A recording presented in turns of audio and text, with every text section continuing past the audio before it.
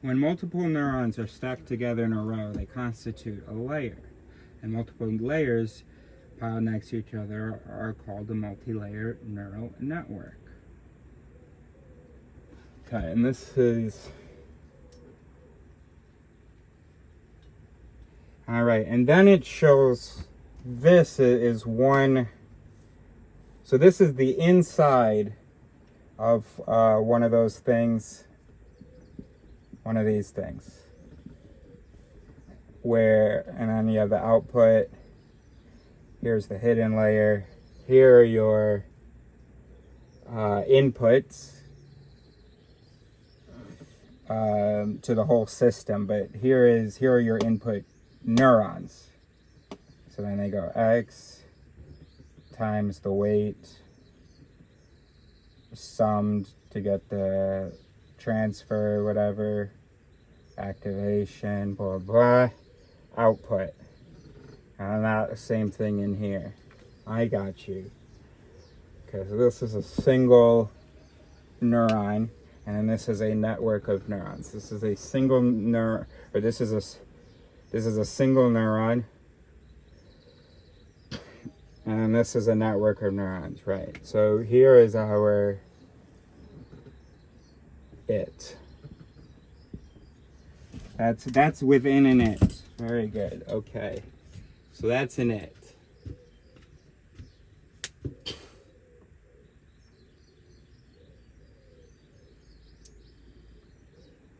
Excellent. So this is the internal anatomy of an it. Look at that. How cool is that? Okay, very good. That's going to be helpful, for our... So we're not going to base map bits on this. Map bits will look more like this, although I do like the it symbol. And then, but now we know what an it is. So when we define an it,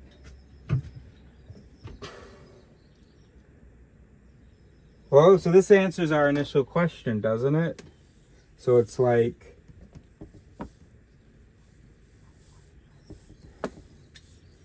a single it is if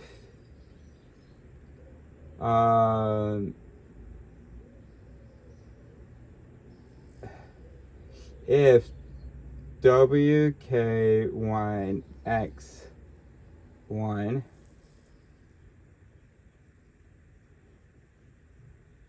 and WK2 X2. Here's the thing though, a neuron is all or nothing. This cannot be analogous to a neuron. But it's still worthwhile, so you could say, so this is the it for the following, this would be like the it for the following neurons.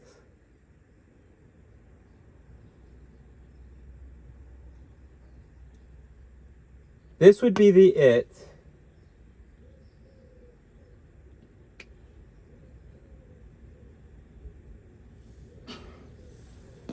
it just, yeah, so this is like a potential it. So there's one, so this is a family of its. There's one version where this,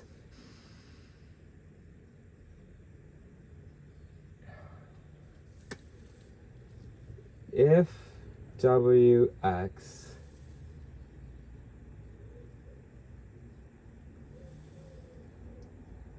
then activation output. So we have a weight here and a weight here.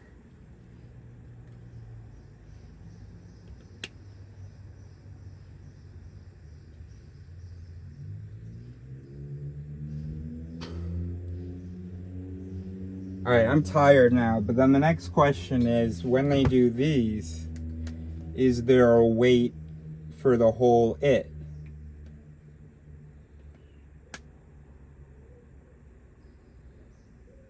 Oh no, but that exists inside of it. So this is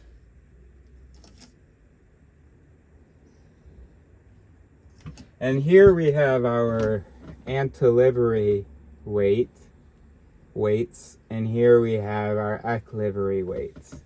So our K score was like A1G7, and so here we have anti-livery weight, and here we have equilivery weight. We shouldn't use A for the exit.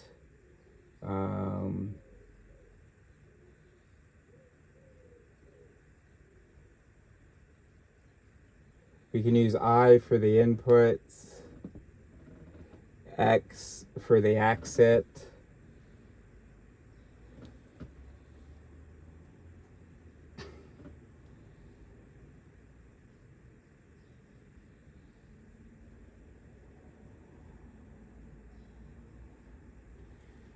And then that's the equilivery, that's the anti-livery with the weight and the inputs. The weights per the, okay. And then here we have the, yeah. So we have a lot to learn about artificial neural networks.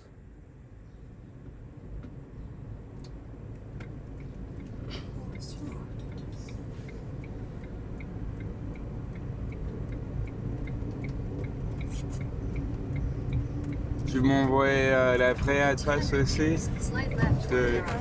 Quoi? Je les connais pas. Non, de ta grand-mère. Ah, ok. Mais on va à l'église. Ouais. Slight left toward Karangan, then slight left onto Karangan.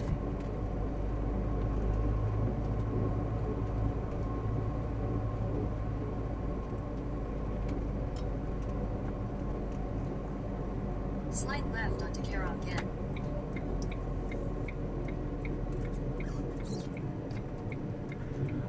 24 Foxtrot 18 Bravo. I have a question for you. What is it called, psychology people, the asymmetrical retaliation thing? The fact that, like in gang research or something, or in war research, the fact that if you do something to me, how I perceive that pain and how you perceive that pain that I've had to endure are different.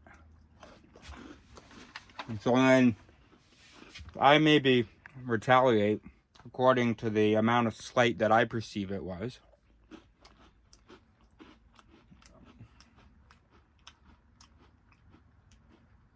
Just when you hear the plan of the retaliation, you be like, whoa, that's out of proportion. Because you're judging it by the amount of slight you think, the amount you think you offended me. But then the actual retaliation is then also judged differently by the parties involved. So you, the offender, you're like, holy shit, this is a big deal. I'm like, that's nothing compared to what you did to me. What's that called? That the fact that anytime there's an action, so it's not about the retaliation. It's about anytime there's an action of harm, the actor always estimates it lower than the receiver. And then the opposite for when it's a good thing, I would guess. Sort of typically. So, what do we want to call that? Or what is it already called? But until somebody tells me what it's already called.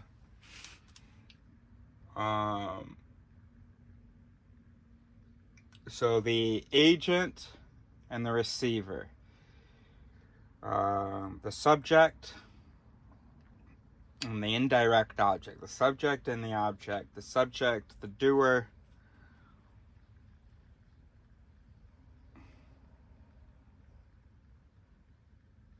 The actor and the receiver. The actor and the actee.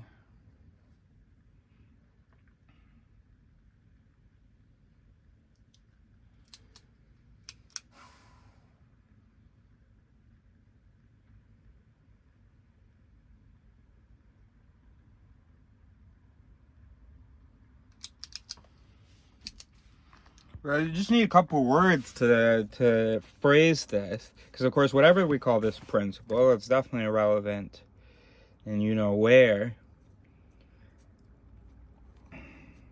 And it's just, and look, I mean, I'm reading the Bible right now. What a joke! So first of all, Abraham had deceived so many people. It's like, how do you read this and not go, oh, I don't think we were supposed to see this.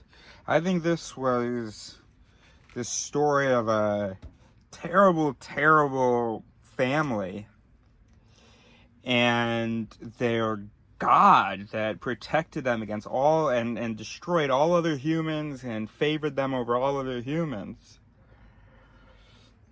This Genesis thing is supposed to be a secret, I think. Book of the chosen people. People aren't supposed to see this, and I mean, look, all right, so so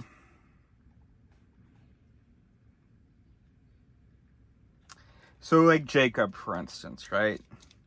One of Abraham's descendants, the chosen man by God at this time. We're in Genesis 34, right? So one day, the local prince of a place that they're visiting, he rapes Jacob's daughter.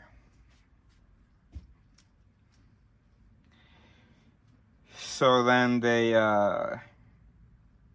circumcise all of the men and then slaughter them all with swords and take captive all the... Then they slaughtered every male there, including Hamor and his son Shechem. That was the rapist. They killed them with their swords. They took Dinah from Shechem's house and returned to their camp. Meanwhile, the rest of Jacob's sons arrived. Finding the men slaughtered, they plundered the town because their sister had been defiled there. They seized all the flocks and herds and donkeys, everything they could lay their hands on, both inside the town and outside in the fields. They looted all their wealth and plundered their houses. They also took all their little children and wives and led them away as captives. So Jacob's like the chosen guy by God. So you based on your ignorance about God, you probably expect him, this chosen man, to be pretty upset with his sons for having raped his daughter. His sons for having murdered everybody.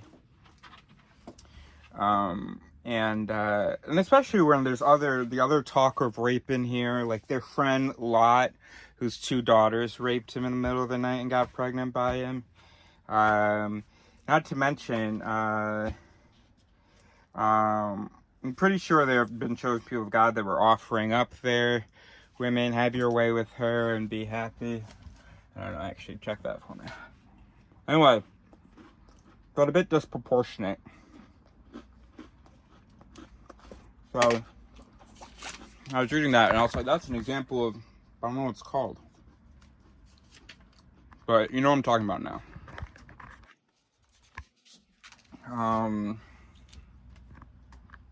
So there's a value difference.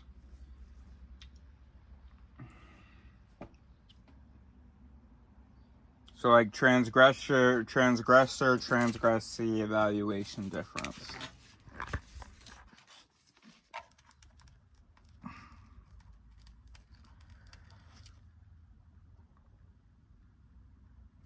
We'll just put transgression, evaluation difference. And the difference between how the transgressee and the transgressor perceive the transgression. Oh no, but it's not just about transgressions. It's also about nice things. So, the doer, receiver, evaluation difference. Doer, receiver, evaluation difference.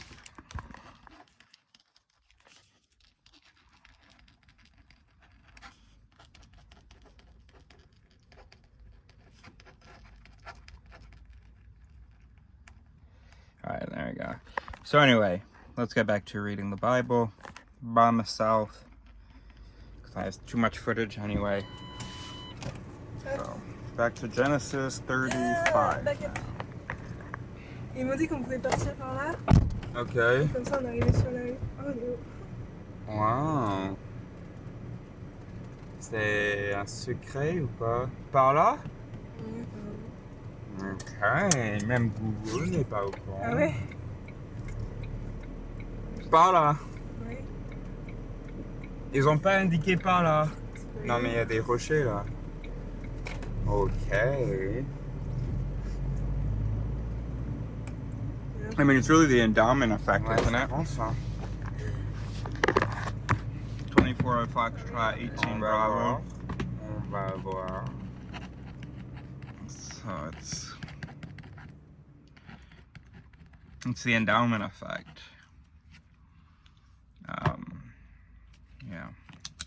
The endowment effect, when you, let's say you value a thing, you assigned a certain value, that's worth $5. Well, experiments show that if you then own that thing, you're not going to sell it for $5. Now that you own it, it's worth more.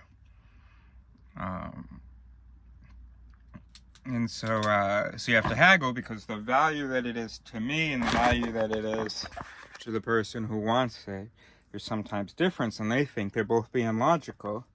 There's no fucking way that's worth that. Everything in my body is telling me differently. They both think they're looking at it objectively, but one's looking at it as the doer or the giver, and one's looking as the receiver.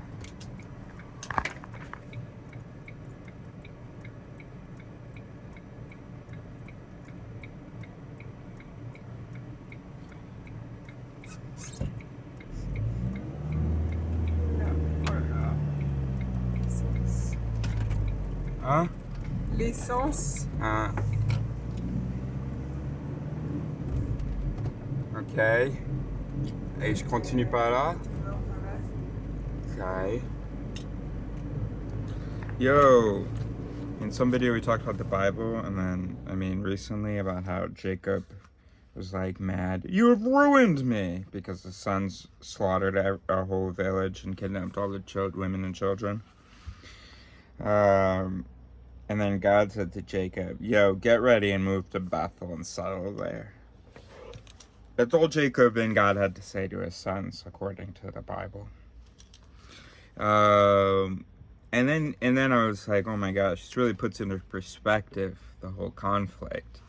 I mean, the fact that this lineage is just being preferred to everybody, all of God's other children. It says here, so Jacob was like, yo, you guys got to get rid of all this shit you stole. We're going to go bury it. And that you stole from the village whose men you slaughtered. Because one of them raped your sister. And he buried them under a great tree near Shechem. That was the rapist. And then as they set out, a terror from God spread over the people in all the towns of that area, so no one attacked Jacob's family. Because Jacob's family is allowed to get revenge, but not people on Jacob. Hell no, he's the chosen, right? And then here's the shocker, because I did not continue reading yesterday. So here's the shocker. Ready for this? Now that Jacob had returned from Paddan Aram, we're in Genesis 35:9. God appeared to him again at Bethel. God blessed him, saying, your name is Jacob, but you will not be called Jacob any longer. From now on, your name will be Israel. So God renamed him Israel. Then God said, I am El Shaddai, God Almighty. Be fruitful and multiply. You will become a great nation, even many nations. Kings will be among your descendants. And I will give you the land. Here it is. Here it is. And I will give you the land I once promised to Abraham and Isaac. Yes, I will give it to you and your descendants after you. Well, look at that. I'm glad we started recording. So this is it. There it goes. And And he promised Abraham a lot of lands. And yeah, so now he's like, yo, I'll give you the land I once gave to Abraham and Isaac. And there you go. There you go. That's so wild. Okay, if you ever consider the possibility that God isn't real, then you go, oh, now it makes sense. So some dudes wrote about a character who was an asshole, and God was on his side. This is definitely a parable for something about power and injustice and something. And then people were like, no, this is what happened. Jacob's actually the shit because he stole his brother's blessing. It shouldn't have even been Jacob. He stole his brother's blessing, dude.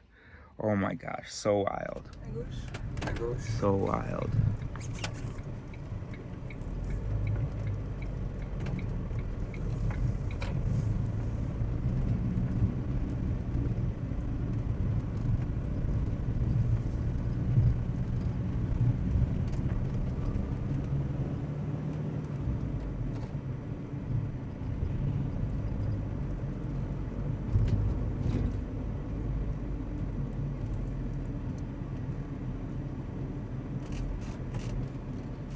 "24 Foxtrot, 19 Charlie." You know what's wild, by the way? I don't understand how you can read this. Because it conflicts with our basic intuitions. I'm not a guy who's going to champion our intuitions, but certainly our moral intuitions, those tend to be sort of the basis of ethics. It contradicts our moral intuitions. Like, you can't read this fresh and go and these guys be the protagonists. You just can't. So I've always said that religion responds to a lot of our intuitions.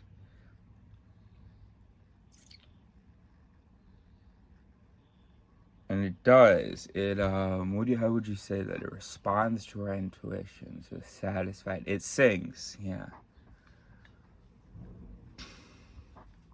So I know that it really, in general, sings the concept of an omnipotent agent and so on. Of course, it shouldn't sing, but we have this Collins intangibility thing where we don't scrutinize the intangible.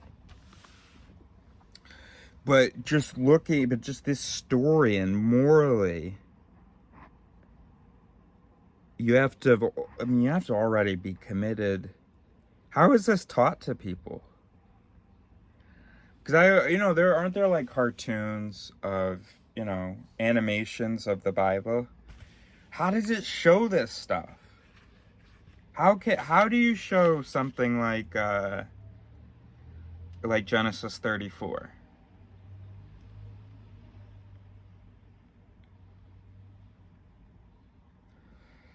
So first we have Shechem. He saw Dinah.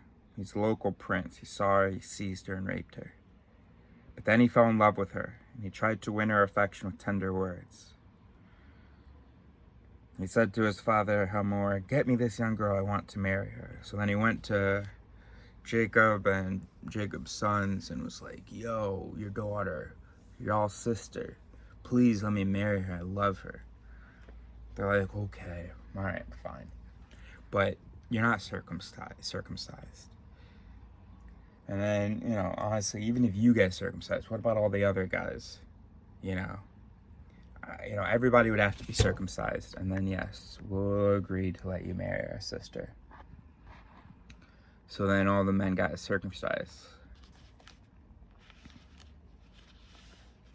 "If every man among you will be circumcised like we are," Genesis 34:15. "But here is a solution.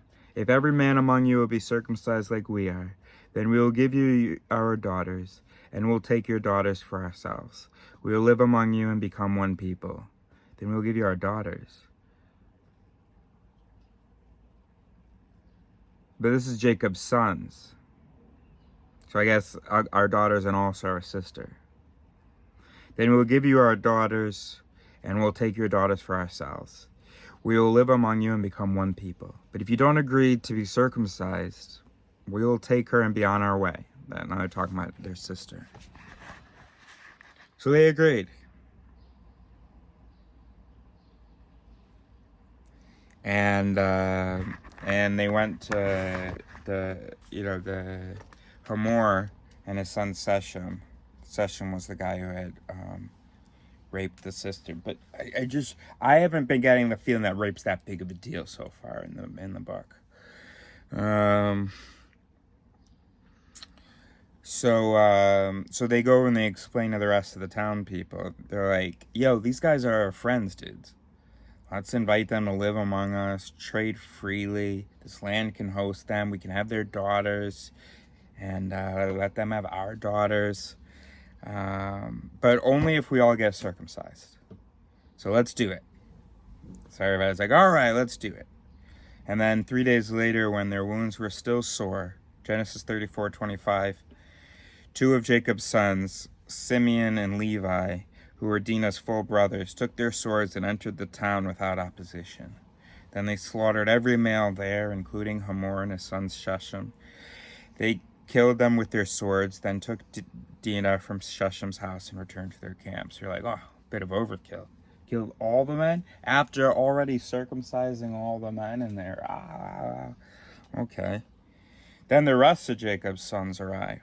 Finding the men slaughtered, they plundered the town. I mean, I already read this in the previous video. It's just so shocking to me. They seized all the flocks and herds and donkeys, everything they could lay their hands on. They looted all their wealth and plundered their houses. They also took all their little children and wives and led them away as captives. And then the next line. So that was Genesis 34:29. Now we've got Gen 34:30. Afterward, Jacob said to Simeon and Levi, you have ruined me. Everybody's, you just ruined my reputation by doing that. But God's like, I got you, don't worry about it. Just get ready and move to Bethel. And as they set out, a terror from God spread over the people and all the towns of that area, so no one attacked Jacob's family. How do you read that? And even with the, reasoning capacities that we have, I mean, obviously you don't read it. Or if you do read it, you immediately resolve it with what? That's interesting. Wonder what they resolve it with. So I don't want to be that guy out there going, hey, look at what's stupid in your Bible. Obviously we know the Bible's stupid. But what's interesting, what we can learn about, is how the mind resolves it. So that would be good. We can go out and do street interviews where we read some passages and just see how minds resolve it. Find some Christians. That'd be good. Maybe we have to do that online.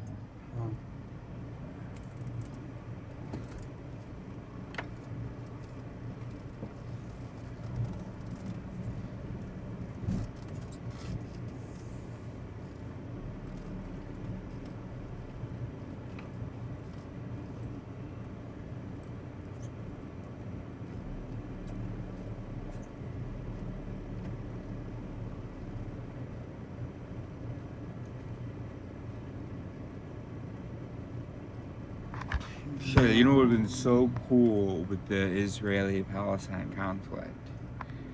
To keep track of how people resolve things. In fact, actually, you can start really at any point, because it's not going to be resolved anytime soon. Because what would it, like, when in October, when you had pro-Israel folks saying we have a right to defend ourselves and we have a right to defend themselves, right to exist and all that, I guarantee you could have gotten any one of them to commit to a certain maximum death toll. They would have said, you know, you're telling us to stop. But obviously, yes, there would be a maximum, but we're nowhere near that. Look at all the history and blah, blah. And look at all these attacks the Palestinians have done. And I bet, like, if you said, is it possible that there's like 1 million terrorists in that little strip there? They'd say, no, not 1 million. Okay, so and you're saying you don't want to kill the civilians. If they die, whatever, but you're not, that's not like what, okay. And I bet, anyway, my point is that you could have gotten them to go with some number. And then talk to them once that number's been reached and see how they resolve it. You know? And this has something to do with the taxonomy, bro. Like, the taxonomy, you could think of it as the different, our ajits. Because most of the fallacies, in at least some context, don't appear reasonable. But they appear especially reasonable when they're validated by the ajit, because they match what we're trying to argue.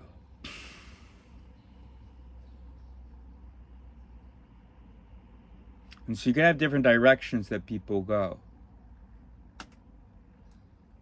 That they revise their original thing, like a moving of the goalpost.